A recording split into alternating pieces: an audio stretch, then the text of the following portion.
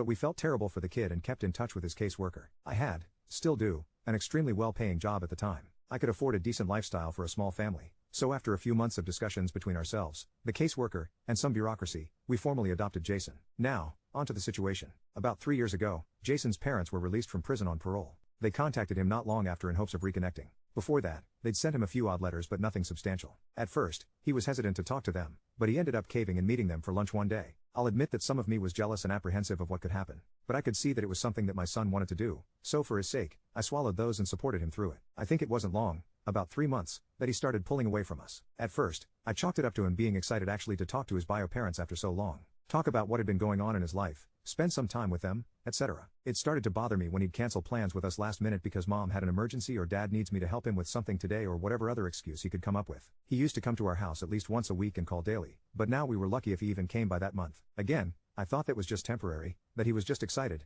and soon enough, he'd start spending some time with us again. We were overjoyed when he invited us over to dinner one night. It was supposed to be a family gathering, us and his bio parents and girlfriend. I wasn't exactly keen on meeting the people who had left my son for the dead on the side of the road, but I decided to give them the benefit of the doubt, thinking maybe they'd atoned and changed. Besides, he's our son, and we love him. We had to try, at least. To say the diner was a disaster is an understatement. His bio mom was extremely rude to me, my husband, the entire night, making passive-aggressive homophobic and racist remarks every chance she got. His father was much the same. It all came to a head when she straight up called us the F word and threw a glass at my husband. A screaming match followed, and we left soon after. The next day, Jason apologized profusely and promised they'd never do something like that again.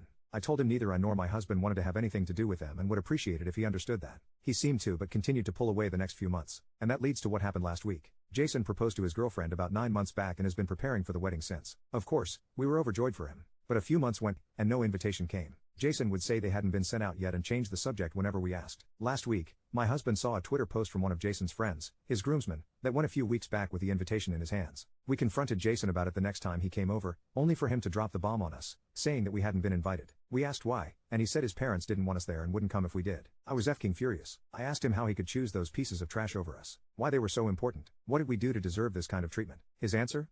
They understand me better. They're my people. My husband was crying, asking how he could do it. I've only been furious a few times, and this moment managed to top all of them. I threw him out immediately and then told him never to return, that he wasn't our son anymore. I spent the rest of the day hugging my husband and trying to calm him down. The next day, I canceled everything we'd paid for the wedding, which was necessary, even the ones we couldn't get a refund for. Of course, Jason had the gall to call and scream at me, asking how I could do that to him. Where would he find replacements for a wedding that was supposed to happen only a few months from now? I told him I didn't care and said, maybe you should ask those 2 leeches you call parents for help.